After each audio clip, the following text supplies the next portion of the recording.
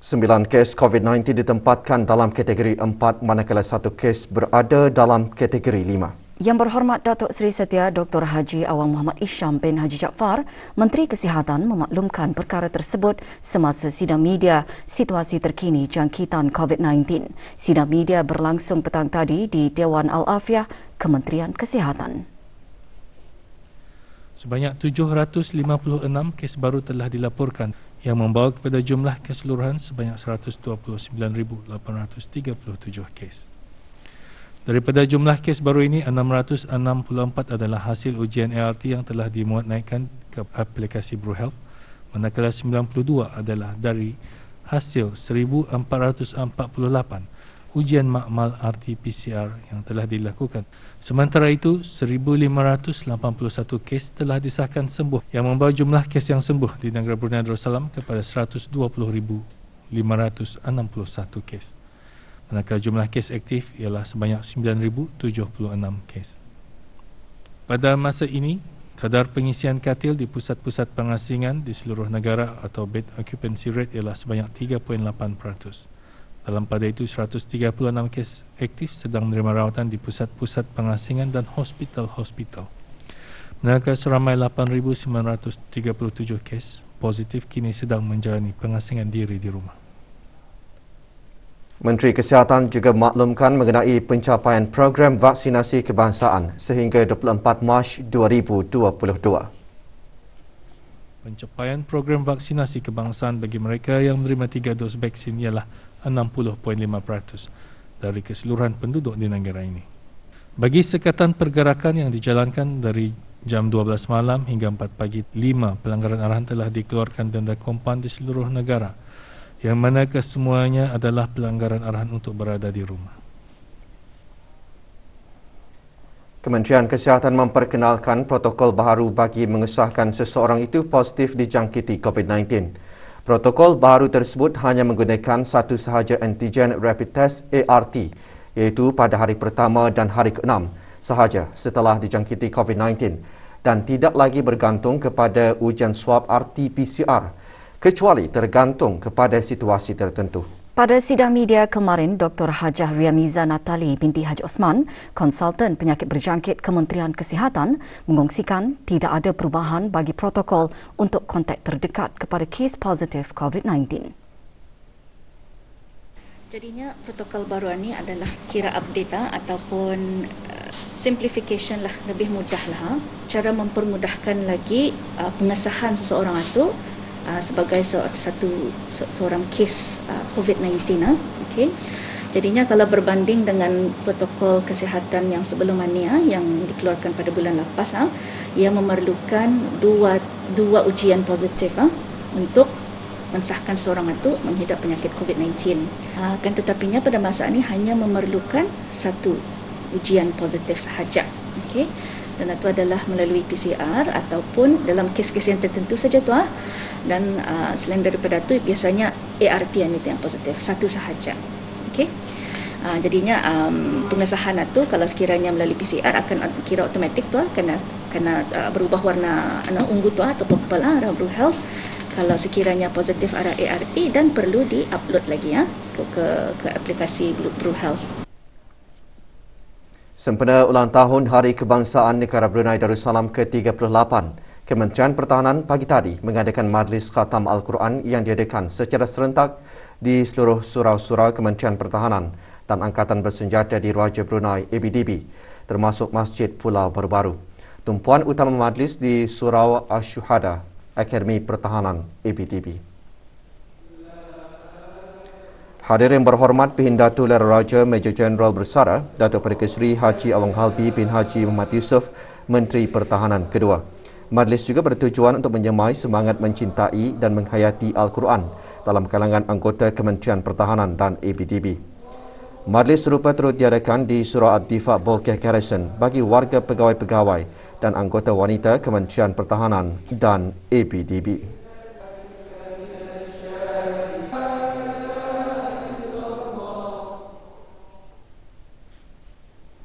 Pusat Perubatan Jurudong Park JPMC berbesar hati kerana menjadi makmal ketiga yang memiliki sistem Abbott GLP Total Laboratory Automation TLA yang baharu dalam rantau Asia Tenggara. Ia menawarkan banyak fleksibiliti dan pilihan untuk memenuhi permintaan operasi yang meningkat di JPMC. Pelancaran sistem GLP TLA diadakan hari ini di Makmal JPMC dan dirasmikan oleh Yang Berhormat Datuk Seri Setia Dr. Haji Awang Muhammad Isham bin Haji Jaafar, Menteri Kesihatan selaku Pengarah Eksekutif JPMC. Sistem GLP TLA menggunakan sistem penghantaran sampel automatik dengan mengendalikan anggaran 900 sampel sejam. Ia juga mempunyai ciri yang meminimumkan sentuhan dengan sampel darah pesakit bagi memastikan keselamatan petugas selain memaksimumkan kecekapan pengurusan sampel yang konsisten.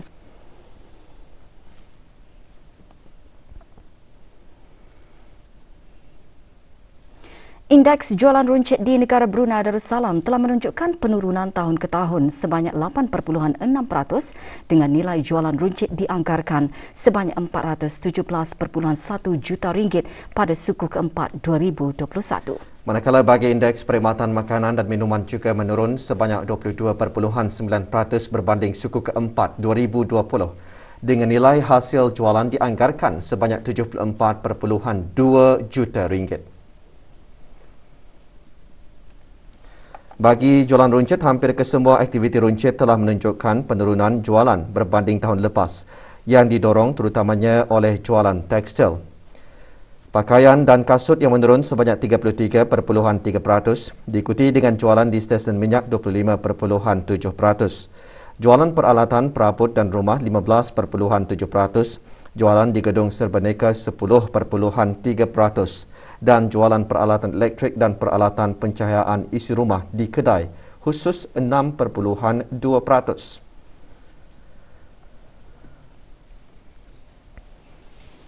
Manakala bagi perkhidmatan makanan dan minuman, penurunan jualan berbanding tahun lepas adalah didorong oleh hasil jualan bagi restoran yang menurun sebanyak 25.9%, diikuti dengan kedai makanan segera 16.7% dan aktiviti penyajian minuman 16.2%.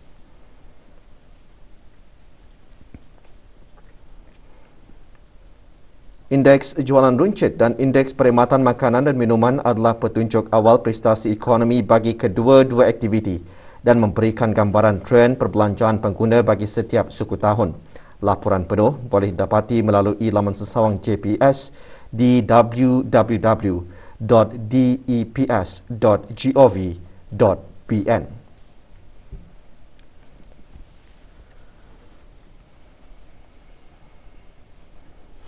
Air bukan sahaja merupakan keperluan asasi dalam kehidupan seharian, malah air juga berkait rapat dengan perkara-perkara ibadah seperti berwuduk, sembahyang, membaca Al-Quran dan seumpamanya.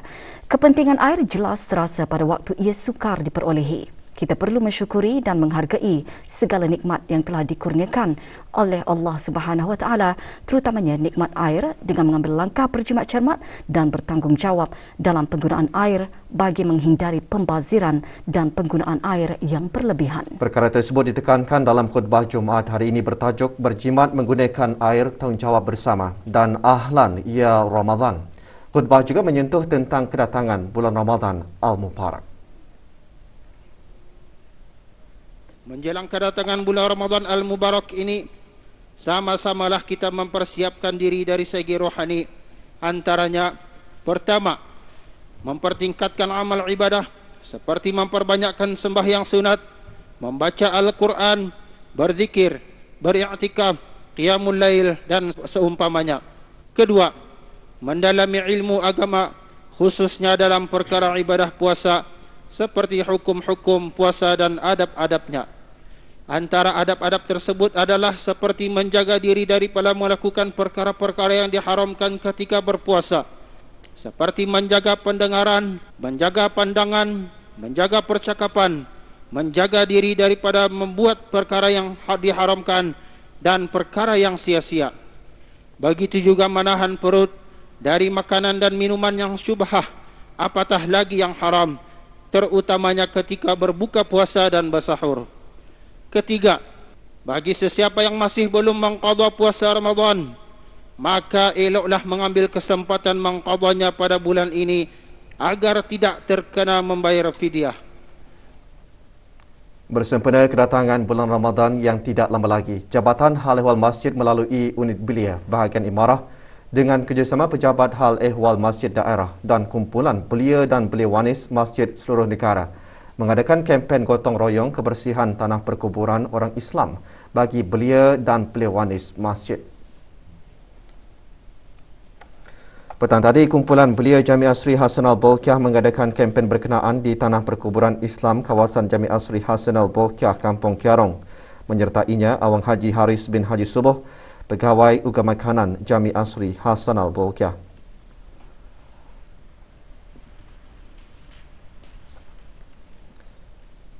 Di daerah Temburong, kempen diadakan pagi tadi oleh kumpulan belia Masjid Kampung Labu Estate daerah Temburong di tanah perkuburan Raja Kampung Piasau-Piasau Mukim Labu. Menyertainya Awang LD bin Haji Suhaili, Pegawai Hal Ehwal Masjid daerah Temburong. Kempen antaranya dihasrat dapat mendidik belia tentang kebersihan, ingat tentang kematian dan mendedahkan mereka akan tanggungjawab sebagai seorang Muslim.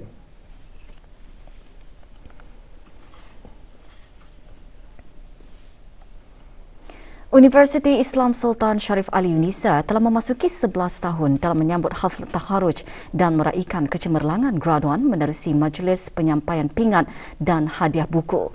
Ia bukan sahaja dinilai dari sudut kecemerlangan dalam akademik, kecemerlangan dalam aktiviti serta khidmat masyarakat, bahkan yang paling penting adalah kecemerlangan sahsia. Pertama sekali, sentiasa tajdid niat ataupun memperbaharui kita ni punya niat atau setiap hari. Itu nombor dua, meminta redha atau berkat daripada indung kita ni atau yang paling penting lah. Ketiga adalah minta redha dari tani punya pensyarah. Apa yang saya lakukan itu adalah memang benar-benar belajar lah. Sebab datang dari jauh kan, so macam tidak, maksudnya tak sangka nak dapat dan tidak mahu pun nak dapat. Tapi dengan izin Allah juga, so dapat sentiasa doa. Dan selain daripada itu, tani mesti komitmen tani dalam aktiviti dalam dan luar universiti itu penting untuk tani dapatkan tani punya diri itu lebih menonjol lah. Alhamdulillah lah, semasa 5 tahun saya belajar di universiti itu, saya diberikan kepercayaan untuk mengikuti pertandingan dan program yang diadakan di negara ini dan juga di luar. Dalam usaha meningkatkan daya tarikan dan meindahkan lagi kawasan Pekan Bangar, Otoriti Kemajuan Daerah Temburong AKDT dengan kerjasama Kementerian Kebudayaan Belia dan Sukan telah mengkayahkan satu projek seni mural Bangar di sebelah dinding bangunan 12 pintu berhadapan kawasan dermaga Pekan Bangar, Daerah Temburong.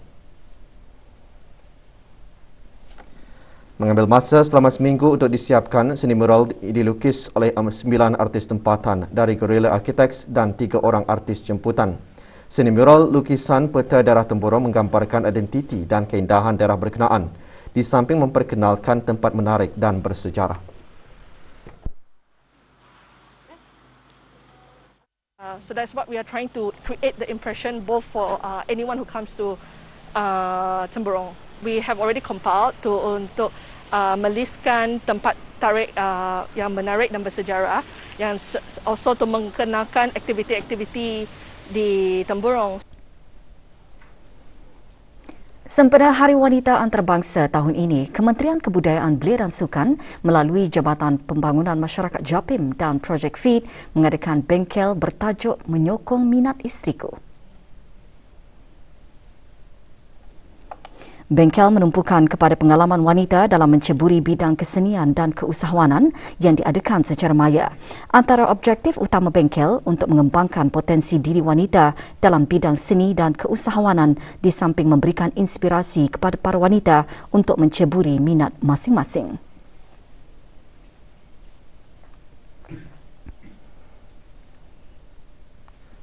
Kementerian Kesihatan menasihatkan orang ramai agar tidak menggunakan 2 produk kosmetik yang mana hasil dari ujian makmal bahagian farmasi. Jabatan Perkhidmatan Saintifik Kementerian Kesihatan telah mendapati bahawa produk-produk tersebut dicemari dengan bahan terlarang yang tidak diisytiharkan. Dua produk berkenaan ialah RYX Skin Sincerity Clear Foam Advanced Exfoliating Toner dan RYX Skin Sincerity Beautiful Starter Kit Day and Night Rejuvenating Toner. Bahan pencemar dalam produk berkenaan boleh mengakibatkan kesan-kesan mudarat yang membahayakan kesihatan.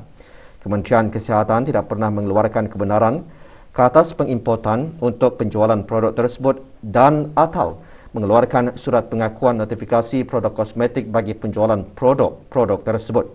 Berikutan dapatan ini, produk-produk berkenaan adalah dilarang untuk diimport dan dijual di negara ini.